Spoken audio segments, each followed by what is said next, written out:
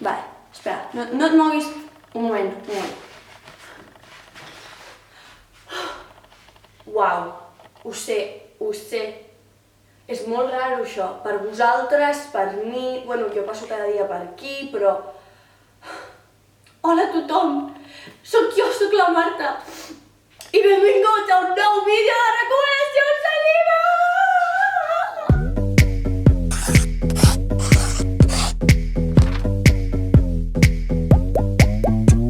Hola a tothom, oh my god, no em puc creure que estigui aquí, sé que vosaltres tampoc us ho podeu creure, sé que us pensàveu que us havia abandonat, però no, I'm back, I'm better than ever, perquè és 2018. And you know what that year is? Aquest any faig 18 anys. El 2018 és l'any més important per la gent del 2000. Oh yeah, sí que yeah. Bona nit a tothom, espero que hagueu tingut un any genial. El 2017 us hagi sigut genial, però el 2018 serà encara millor. I que tot el que heu fet el 2017 ho pugueu superar el 2018 i que sigui un nou any ple d'alegria, d'esforç, de treball, de records i de moments genials que viurem. O sigui que, sense més, tinc en realitat poc temps per veure aquest vídeo, hauria de sortir aquí a casa en 10 minuts. Sabem que et trigarem més que això, però per això anirem allà, pum, de pressa. Estic molt hiperactiva, és que estic donant tota l'energia que no he donat en aquests mesos que he estat desapareguda. Molt bé, doncs, per començar aquest nou any al canal, vull començar amb un vídeo de wrap-up del 2017. Començarem recopilant tots els llibres que m'he llegit el 2017, que no en són molts, estic molt trista, els estic veient i és com, what you say? Molt bé, doncs comencem amb els llibres que m'he llegit aquest 2017. Ok, so, llibres que m'he llegit. Veus la meva alarma? I knew it! Faig tard. Comencem amb els llibres que m'he llegit aquest 2017. Oh my god, perdo l'equilibri. No aniré per ordre cronològic ni coses d'aquestes, perquè, girl, no ho sé quan m'he llegit cada llibre. Així que comencem de la nada amb Dreamology del Lucy Keating. Keating, I think that's her name. Aquest llibre me'l vaig llegir, he dit que no diria dates, però em sembla que me'l vaig llegir cap al març o així, o a l'abril. Era un llibre així com de primavera. Aquest llibre me'l vaig comprar principalment per la portada. I quan em vaig llegir la sinopsi em va interessar molt, que és una noia que des que pot recordar somia amb un noi, el Max. Un dia es muda del seu antic col·le a Nova York i va a una nova escola. I allà es trobarà amb una persona. El Max. Sí, el noi dels seus somnis el descobreix a la vida real i va a la seva escola. I per tant això es posa hiperinteressant quan el noi perfecte que tu amb el qual somies els teus somnis existeix a la vida real, o sigui, és el somni de qualsevol de nosaltres. I en aquest llibre es fa realitat i per això entre la portada bonica i la sinopsi que em va interessar el vaig agafar i la veritat és que ha estat una lectura molt mona. Ja sabeu que jo no puntuo llibres, simplement diré això, que em va agradar. Sé que la personatge, l'Alice, hi va haver bastants moments en els que em va posar bastant nerviosa, però bueno, ja parlarem d'això quan faci el clip de lectura. Next up, una altra de les meves lectures preferides de l'any. Oh my god, 5 borrascosos, ja en vaig parlar als Gener Febrer Favorites, n'he parlat tot l'any, l'he recomanat a 1000 llocs, però 5 borrascosos, és la millor, és la millor lectura que he fet aquest 2017, perquè aquest llibre, t'ho juro que ha sigut sumament èpic, o sigui, n'he de fer un clip de lectura, n'he parlat a moltíssims llocs, però aquest llibre, tal com el descric jo, és t'agafa el cor, te'l treu, te l'apreta, te'l trenca i te'l torna a posar. O sigui, aquest llibre és el xambala de les emocions amoroses que pots arribar a sentir i per això és un clàssic, és intemporal, és genial, és impressionant i tots us l'hauríeu de llegir, adults, petits, nens, nenes, animals, gossos, micos, tothom s'hauria de llegir aquest llibre. Aquest és el meu full de cites del llibre perquè ho vaig haver d'estudiar per l'examen, ojalà m'entrés a la selectivitat, i simplement us deixarem una de les cites. Ni la misèria, ni la degradació, ni la mort, ni cap desgràcia enviada per Déu o Satanàs no ens hauria separat. Tu, per la teva voluntat, ho has fet. Jo no he destrossat el teu cor. Tu l'has destrossat. I al fer-ho, has destrossat el meu. Oh my god! En fi, m'he quedat... És que cada cop que llegeixo aquestes cites és com fer un viatge per tot el llibre i és brutal, és increïble, és que ho trobo a faltar. Molt bé, next up tenim We Were Liars de E. Lockhart, que també l'he recomanat d'altres llocs, n'he parlat aquí per la Booktubeathon, per al agost Favorites, però aquest llibre me'l vaig llegir durant la Booktubeathon del juliol d'aquest any.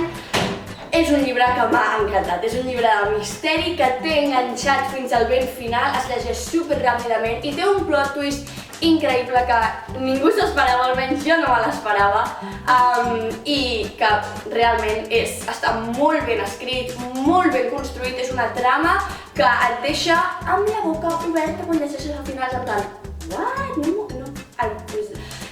No m'ho esperava. Oh my god, fet supertard. Next up, The Romantics de Leah Cohen, que també en vaig parlar als meus gener-febrer favorites. Aquest llibre explica la història del Gale, un noi que no aconsegueix trobar amor. És un noi que se li trenca l'amor de la seva vida, se li trenca l'amor dels seus pares, se li trenca tot l'amor que té al seu voltant i ell no aconsegueix trobar un amor que li correspongui. I aquest llibre, la particularitat que té és que està narrat des del punt de vista de l'amor, love, sí, ell és el narrador. Crec que és el que ha fet aquest llibre tan interessant, llegir una història romàntica clàssica, o sigui, típica, però des del punt de vista diferent de la persona no corpòria que és l'amor. Això és el que em va agradar d'aquest llibre i el vaig trobar molt divertit i interessant. I em vaig gravar un clip de lectura i se'm va esborrar. Sí. El vaig gravar el mateix dia que vaig gravar el gener-febrer Favorites, o sigui, imagina't, i se'm va esborrar. Però n'intentaré tornar a gravar un altre per parlar-ne amb més profunditat, perquè aquí només vull fer una sprinkle de cadascun dels llibres.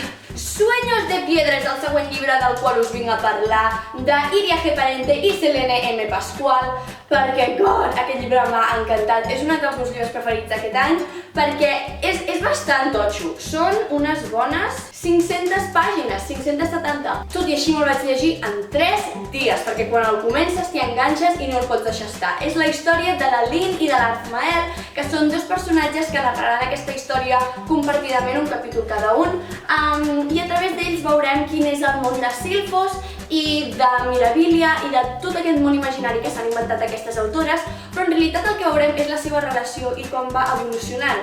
Ells dos, qui són, com eren, com seran, com canvien els coneixes, i el que m'ha agradat d'aquest llibre és com és de real, com explica les coses tal i com són, com no amaga res encara que els lectors que el llegeixen siguin joves, sinó que és un llibre que explica coses terribles que passen i les explica tal i com passen, i això és el que em va impactar més perquè no m'esperava trobar-me una descripció tan acurada d'una violació, però la vaig llegir, vaig plorar i crec que això són els bons llibres que veritablement tenen un impacte en el lector, i aquest llibre definitivament provoca un impacte en el lector. Per tant, si esteu preparats per llegir una novel·la impactant, diferent però també divertida i entretinguda i amorosa i mona, us el recomano moltíssim. La planta mil de Catherine McGee, teniu el clip de lectura aquí, perquè em vaig gravar un clip de lectura. Aquest llibre és, tal com ho diria, és Gossip Girl en llibre.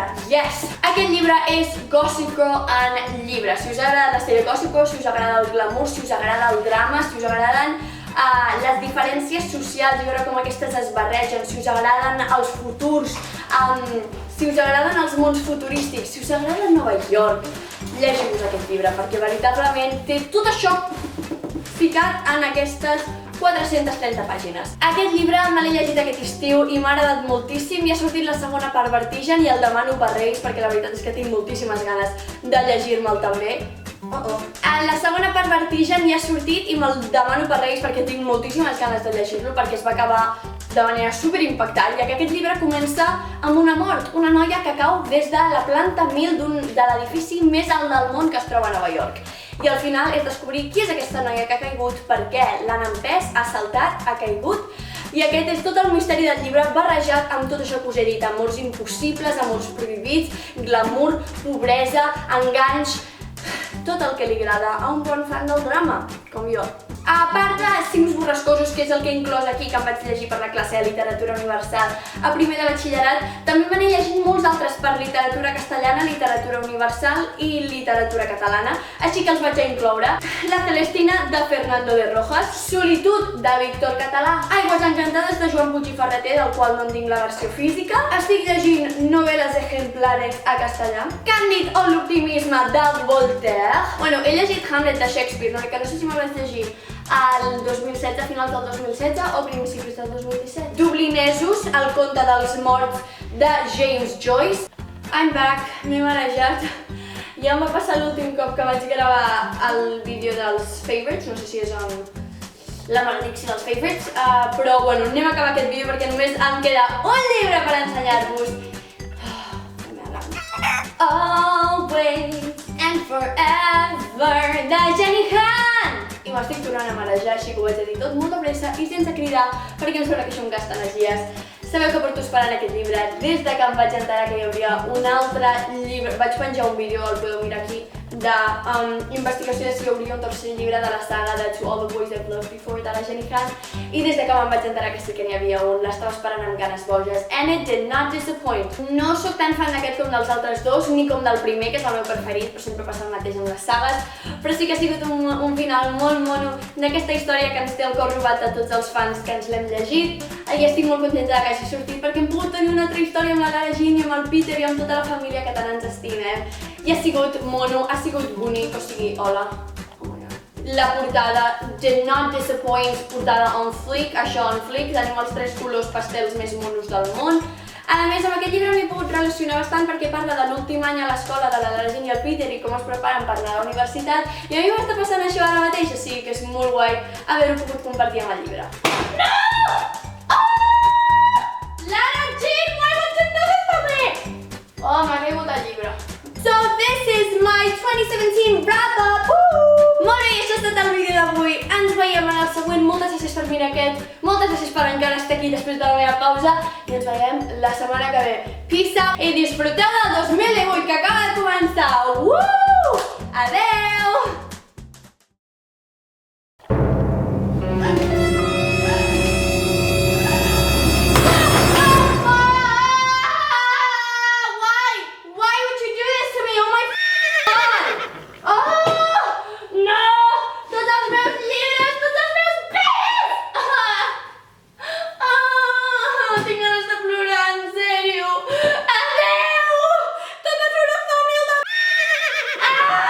My life is not together, like, no, bye.